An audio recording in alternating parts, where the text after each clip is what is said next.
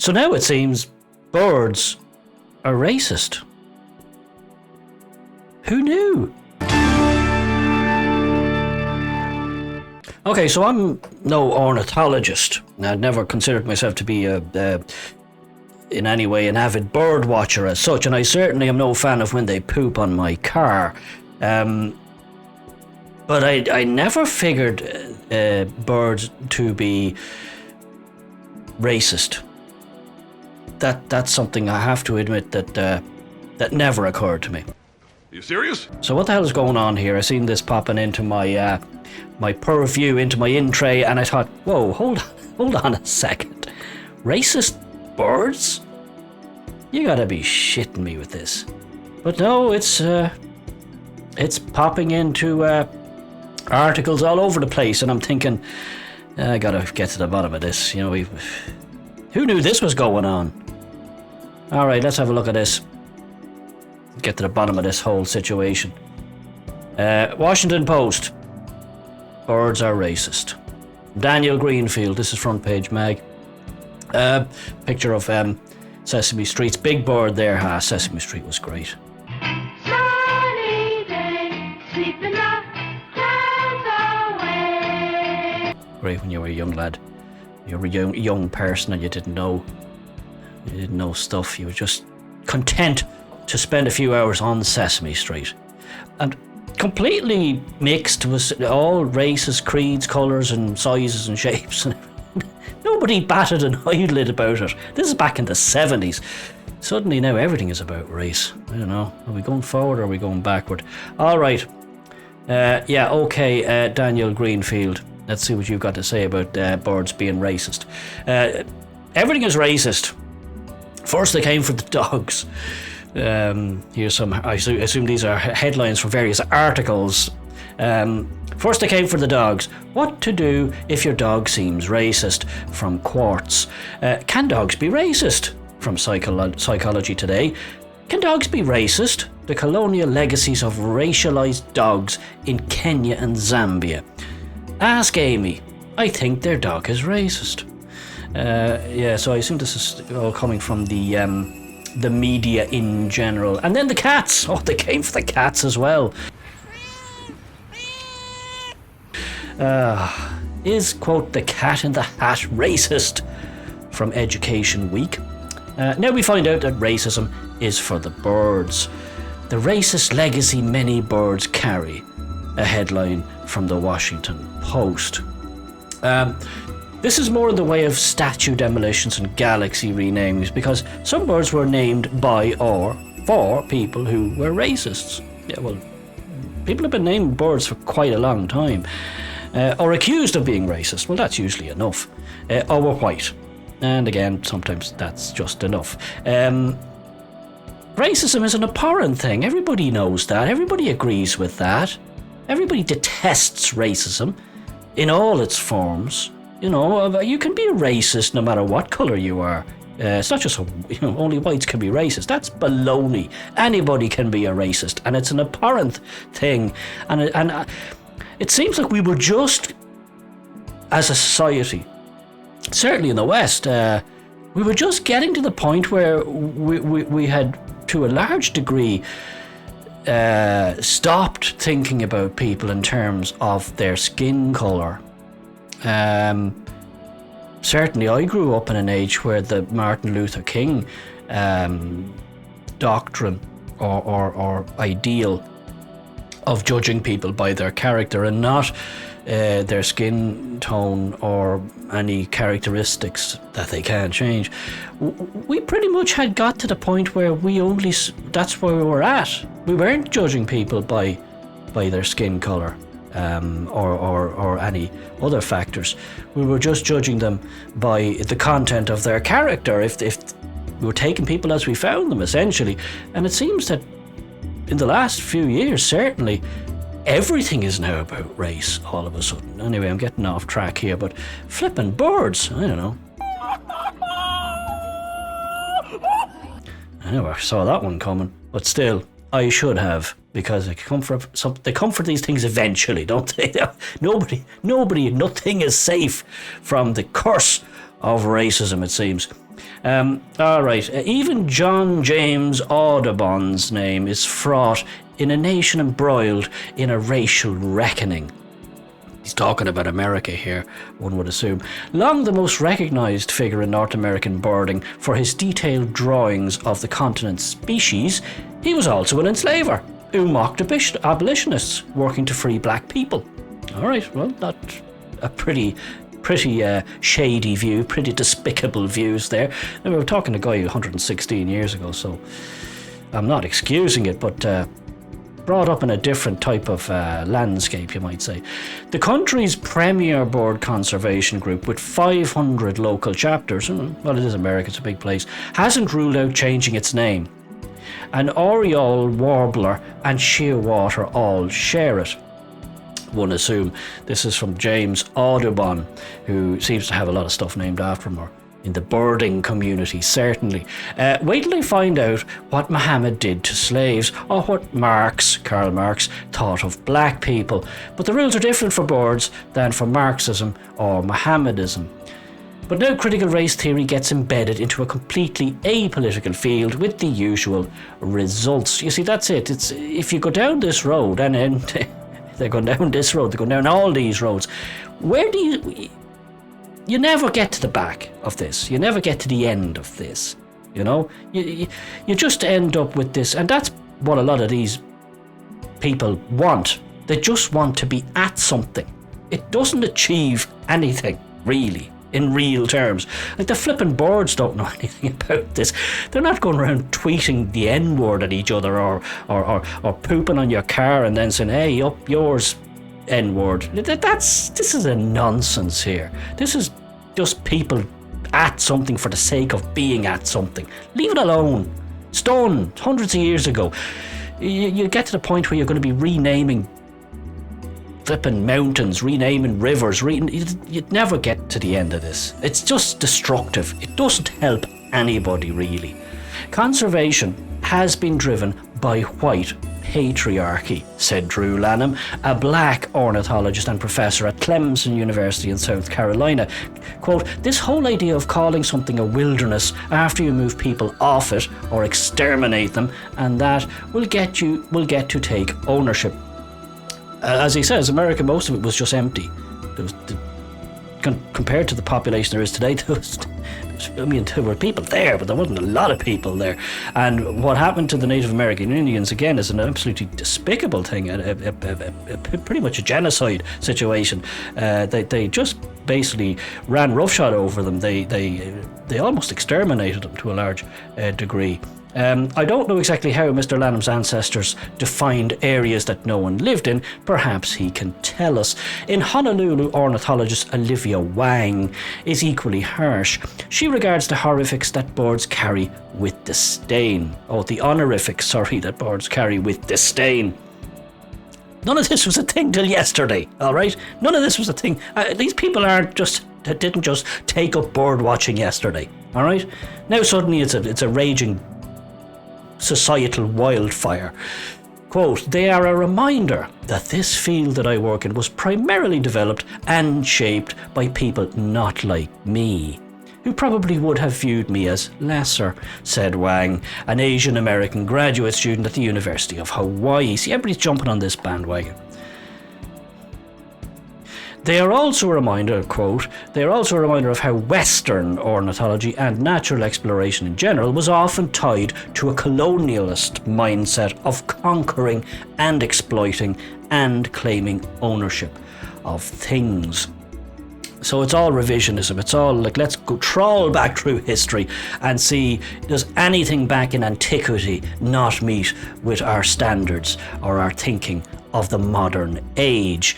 And a lot of it won't. I can assure you of that. History is a very murky place. But as I said, what the hell does this got to do with the bloody birds? Not their fault. Oh. Perhaps Ms. Wang can enlighten us about the decolonization and inclusion strategies of the People's Republic of China. That's after graduating from UC Davis, which is a quarter Asian. Zhou Chen the father of Chinese ornithology, was suppressed during Mao's Cultural Revolution for opposing his insane campaign to kill all the sparrows. Yes, Mao, he had some bad habits. He came up with some real, let's just say, some real fringe ideas, and unfortunately for the Chinese population, he had the power to implement them. Killing all the sparrows, that was something to do with his Great Leap Forward, or the farming revolution. I think it basically led to famine, essentially. Weren't they sparrows the ones that were eating all the they were eating the locusts or something, and then the locusts, when the sparrows were all getting killed off, well, the locusts just basically ate the crops. It was something like that. Don't quote me. I read something about it. Basically, it didn't work out. Killing all the sparrows wasn't such a great idea, as were a lot of the things Mao did. Yes, perhaps we can discuss that event which occurred in the 20th century under a regime backed by American leftists. A whole lot of native people, as a quote, in thinking about birds don't open a book of science. Their book of science is in the knowledge possessed by people in generations before them. The elders, said Shepherd Kretsch III, a professor emeritus at Brown University and author of Spirits of the Air. That was true of Europeans too, and then science emerged. Let's check out something else here. Hop over to RT from Michael McCaffrey on the same subject. Michael says, headline here, now bird names are racist. Yes. Absurd. Bird brain claim only undermines the fight against genuine racism. Genuine discrimination, sorry. That's from Michael McCaffrey there. There's a picture, I don't know what that is. It's going to be a yellow bird. Cute little fella. Huh? Just imagine him tweeting and singing away there in the tree, in the bush, in the morning when you're going to work. Like the swallows returning to Capistrano, the MSM dodos are once again pushing a ridiculous racism narrative by suggesting ornithology is prejudiced. They're doing more harm than good in the fight against injustice. Everything is racist, including birds. I learned that fact by reading an article in the Washington Post titled The Racist Legacy Many Birds Carry by Darrell Fears. Well, it seems Darrell fears that birds are all harbingers of racism. The headline makes it seem as though racism is like avian flu and is spread either by racist birds or birds carrying the racism bug. As dumb as that sounds, it isn't nearly as idiotic as what the actual article contains. The aptly named author, Mr. Fears, lays an egg in his insidiously insipid investigation into racism in birdwatching and how many birds, quote, bear the names of men who fought for the Southern cause, stole skulls from Indian graves for pseudo-scientific studies that were later debunked, and bought and sold black people. Some of these men stoked violence and participated in it without consequence. That's a quote there from the Washington Post. Mr. Fears writing that one. It's difficult to read that quote without rolling your eyes so hard you give yourself a seizure, and it's even harder to read the whole article without wanting a murder of crows to peck your eyes out. Yeah, that's what it is. It's a murder of crows. Did you know that? A bunch of, like a flock of crows. It's not a flock. It's called a murder of crows. I don't know how that came about. Maybe these guys want to change that as well, quite possibly. The article claims that birds being named after people who did awful things in history shows that, quote, as with the wider field of conservation, racism and colonialism are in ornithology's DNA. Honest to God, these people, they're just looking for stuff, really, aren't they? They're just looking for stuff. Most normal people don't know and don't care that the Townsend's Warbler and Townsend's Solitaire are named after John Kirk Townsend, who dug up indigenous skulls to study them and prove the inferiority of indigenous people. Like, you know, again, sure, I mean, no, that's not a particularly pleasant thing to be at, even then. But then, you know, you go into Egyptology, where people were studying the pyramids. Like, you know, if you go down this road, like, you never end. It never ends. It never ends. But then I think people like this Fears guy, they just have to be at something. They don't want it to end. They need it to keep going. so they can keep writing crap articles about it. Morons. Yeah, all right. Most normal people. All right, we got that bit. Or that James Sligo Jameson of the Jameson whiskey family. Oh. Drink! An Irish lad there, purchased a girl in Africa in 1888 and watched as she was killed by cannibals. You know, that's a bit gruesome. Or that John James Audubon, we heard him from the last piece, the patron, or not so saint, of conservation and bird watching, was a slave owner in the 1800s. Like, it's you know, slavery was bad. It was an abhorrent thing. We're talking over 200 years ago here. Normal people don't care about how birds got their names. No, we don't really. I haven't a clue about all these people. And it's completely irrelevant to enjoying bird watching. They don't interpret names as celebrations of awful or good people, but simply as a way to identify different birds. That's essentially it. I mean, you could probably track a lot of people's actual names. You know, their names and their family names back to people who did dodgy stuff in the past, who had the same name. So what does that mean? We all have to go around changing our names now? Well, this is nonsense. It's an absolute. It's a rabbit hole. It's a rabbit hole, is what it is. And you disappear down this rabbit hole, and you never get out. You know, next thing suddenly we're calling out your neighbour, your friend, the lad who lives in the next street, somebody who works with you at work, because what, they have a name that once. A name that they share a name or a family name or a surname with somebody who was once did some abhorrent things 300-400 years ago somewhere. What's it got to do with the person today? Nothing. What's this got to do with the birds? Nothing.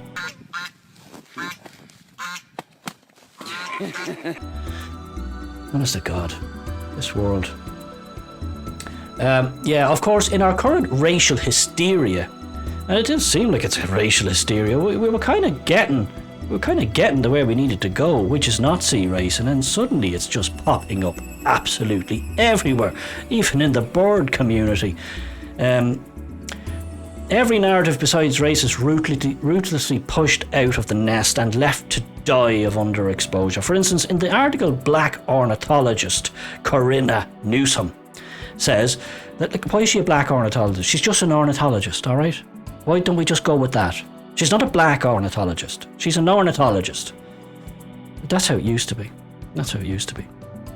Says that after she was hired by Georgia Audubon and wore the organisation's work, so this is an organisation named after this chap here, Audubon, she felt like I was wearing the name of an oppressor, the name of someone who enslaved my ancestors.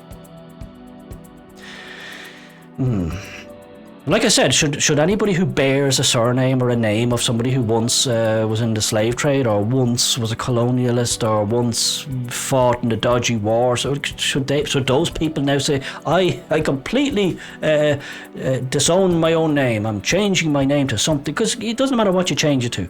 In 5 years' time, they'll find something wrong with that too. That'll have been connected to somebody else who did something. So just stop it.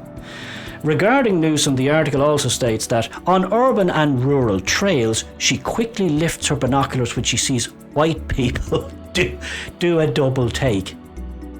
Because she's black, I assume. In a scorching Georgia marsh where she slogs through muck to study a seaside sparrow, she shifts heavy equipment to the side of her body that faces the roadway so suspicious white motorists won't think I'm doing something illegal and make trouble for me.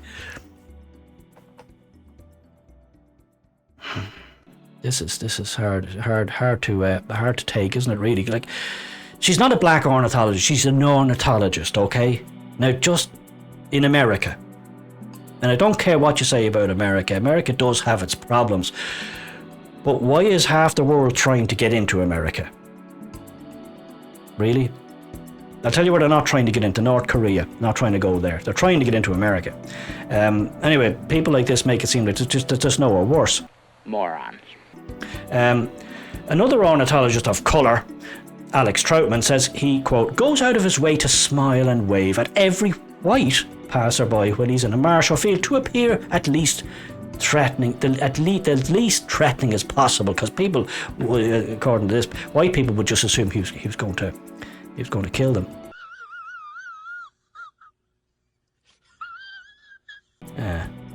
it seems. See, this is a mania. It's a mania. I guarantee you, most people don't even notice, don't care. Just another lad out there doing a bit of bird watching. But in his mind, because of this mania, he's thinking, oh, there's some white people over there. Oh, I better try and look non-threatening because I assume they all think I'm going to kill them. No, we don't. We don't assume that at all. And I'm sure the people that he meets don't assume that. The article goes on to attempt to explain the root of racist/colonialist problem in ornithology with its fantastically flaccid paragraph. Europeans, there's a quote from the article. Quote, Europeans named birds as though they were human possessions, but American Indians regard them differently. The red-tailed hawk in some languages is ueslauski. The thing I don't understand is every motherfucking word you're saying. Whatever that means. This is what it means. A word that translates to lovesick. Oh, isn't that cute? Because one of its calls sounded like a person who lost a partner. That's just absolutely marvellous. Of course, when the whites came along, they stuck a name on it that was absolutely horrific. Yeah. Imagine calling something as horrific as a red-tailed hawk. It's the horror. How exactly naming a bird by its identifying mark, like a red tail, is a sign of European possessiveness or racism remains a mystery. Well, it certainly remains a mystery to me. Although, curiously, the changing of the name of the McCown's longspur to the thick-billed longspur due to John Porter McCown's Confederate past is deemed a victory against racist bird names. I don't think the longspur gives a shit, to be honest. The most interesting pieces of information in this asinine article come after its conclusion in his bio. It states that Fears has a Pulitzer Prize. Oh, good lord. Which is a shock considering he writes so poorly I wouldn't trust him to correct and coherently compile a grocery list. Oh yes, getting a dig in there from my man there, Michael McCaffrey. Good man, Michael. Alright, and then just we'll finish it off from the cuckoo. Leftists take aim at racist bird names with colonial roots. It's all racism everywhere. Good lord. Yeah. Alright, so leftist Ken Kaufman, who is the author of a number of birding field guides and an artist, is calling for birds that are reportedly named after racists to be renamed to further social justice. Yeah, Kaufman, that's not Kaufman there. There's Wilson's Warbler and Swainson's Warbler and Kirtland's Warbler, Kaufman noted. You've got Nuttall's Woodpecker and Cassin's Vireo, Cassin's Auklet, and then there's Buteri Sparrow and Bachman's Sparrow, he added. I don't know any of them birds. If one of those shit in my car, I'd have no idea. The names were not an issue for Kaufman until last year, when he discovered historical details concerning John Bachman, who was a Lutheran minister in South Carolina. He also fancied himself to be a scientist, remarked Kaufman, and part of what he wrote was about suggesting that whites were just naturally superior to members of other races. Well, he was a racist, let's, make no bones about it. He definitely had some racist views there. He charged that Bachman's theories supported efforts to justify slavery. Once you start realising that kind of thing about these historical characters, commented Kaufman, the bird names take on a more sinister tone.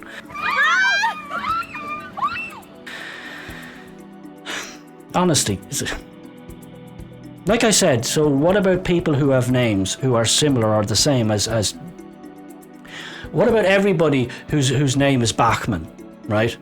Well, that's the same as this guy, John Bachman, the Lutheran minister who was a racist. Now, what if your name happens to be Bachman? Should you die of shame? Should you change it? Should you go into the local registrar and say, listen, I can't be going around with this name. There was once a lad who had racist views who has this name. I can't be wearing this. No, you don't. Nobody thinks like that. Well, at least not yet. Not yet. Yeah, okay, so we kind of get along there. The American Ornithological Society, AOS, acknowledges the systemic barriers faced by scientists of colour in the freest country of the world, who have been largely underrepresented in STEM disciplines. Maybe they don't want to go into STEM. Who's stopping them going into STEM? Is there anything stopping them? No, in fact, there's probably a load of government programs trying to help them. AOS unequivocally supports increasing diversity and inclusion in ornithology and is committed to anti-racism. Look, there's nobody stopping people becoming an ornithologist, I don't believe. There's no bar. If you want to be one, be one. I don't think your colour, creed, gender, none of that matters. You want to be an ornithologist? You want to go watching birds? Go watch flipping birds. Buy yourself a little pair of binoculars there and go watch the red-tailed wags, or whatever you call it. So basically that's a few tweets from the American Ornithological Society. Our goal as building this committee is to represent the broad demographic and geographic diversity of stakeholders, I hate that flipping word, interested in the determination and use of English bird names. The new committee will not have the responsibility of changing English bird names, but will make recommendations, which is the same feckin' thing, on a process to do so that includes the perspectives from many stakeholders. Hate that word. Stupid buzzword. The broader communities. Oh, right. Yeah. Black people in these spaces, stated Jackson, and we need to feel like we have enough of a community that we can talk to each other and feel safe. Oh, you don't feel safe. You go to a bird watchers meeting and because you're black you don't feel safe. This is nonsense talk. I've got a few tweets here. What have we got here? From Robert at FLTR 2009. No idea what that means. What does Robert say? Some loon named Ken Kaufman wants to change bird names because they were named by racists. No one is safe from the cancel culture, not even birds. Please don't change the boobies name. I thought that name named after the booby. I think that's some boobies there, is it? Don't know. Must be.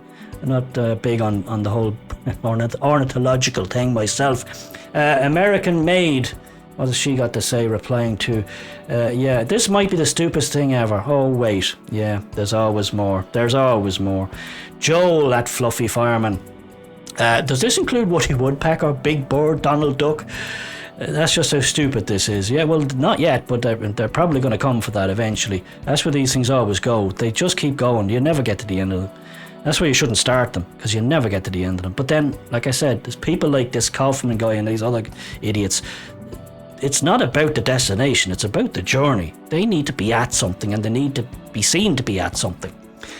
Okay, who's this? A bit of Chinese writing there. Mandarin, perhaps. Zhang Lin Li writes, they should change their own names. I'm sure there were colonists with the same names. That's the point I was making. You know? Should people called Bachman, should they go out and change their name tomorrow? Because there was once a lad called Bachman and he did bad things and had bad views, so do you want to have a name same as him? Really? Patricia Campbell, just stupid, yeah, okay. Texan constitutionalist, he tweets, birds, brackets, like many other species, are often named after the discoverers, or at least the person believed to be the discoverer, like the Amerigo Vespucci. Not one person who lived before 1980 can match the modern prescribed morality. This is idiocy, and it's true. If you go back trawling through history, you can't apply modern standards of morality and the things we know today, and the way we live today, and the values we have today, or at least the values we all take for granted, and the opinions you can't apply that to somebody in 1820 or 1797. You just can't. Dan Willish. Maybe if they ever accomplished anything other than being perpetually offended by everything, some shit will be named after them. Okay, good man, Dan Willish. There you go. At MadCat58. MadCat58. Alright, Felix Dzerzhinsky. I certainly hope they will consult the birds before any name change. If birds are caught by surprise, there will be chaos in the sky. Yes, indeed, Felix. There could well be. You remember Hitchcock's film The Birds? We could be getting attacked by seagulls. That was a good film, actually. Yeah. All right, Baron Krieger. Can we get any more ridiculous? I don't know, Baron. Honestly, I really do not know. It's pretty ridiculous as it is. And every day you just see something and you think, oh, No. I mean, you know, you open up your news feed and you see a headline like birds are racist. And you think, just when I thought it couldn't possibly get any more ridiculous, it gets more ridiculous. I don't know. This is crazy. Fair enough. It's a never-ending journey. If you want to trawl back through history and trawl back through everything we see and experience and hear in the world, birds, dogs, cats, mountains, lakes, and then we track what's it named, who's it named after, what did that person do in their lives, what views did they hold, and if we don't like any of them we have to rename it. Well, you're never going to stop renaming stuff. Everything's going to be up for grabs. And like I said, it's only a question of time before so-and-so's surname or first name or family name or middle name is also now connected to somebody who had fruity views back in 1727. You know, what, are we going to shame those people? It's a crazy situation. Leave it alone. But you see, that's the thing. There's people like this, people behind all this nonsense, they can't leave it alone. They can't leave it alone because they have to be at something and they have to be seen to be at something, and they're perpetually offended, and they're offended by everything, and they're offended by everyone. And what a way to live. Look, it's simple. You know, I'm not in any way, and neither were these people till pretty much yesterday, offended by board names. In fact, I don't know most board names. Don't care about most board names. So, just leave it. Leave it. Let's all go back to how it used to be just a few years ago, where none of this had any traction. None of this meant anything, and we were all just getting along and getting on with life and doing the best we could and progressing as a society. Now it seems to me like we're not only stopped, we're hurtling backwards, and it doesn't seem to be getting any better.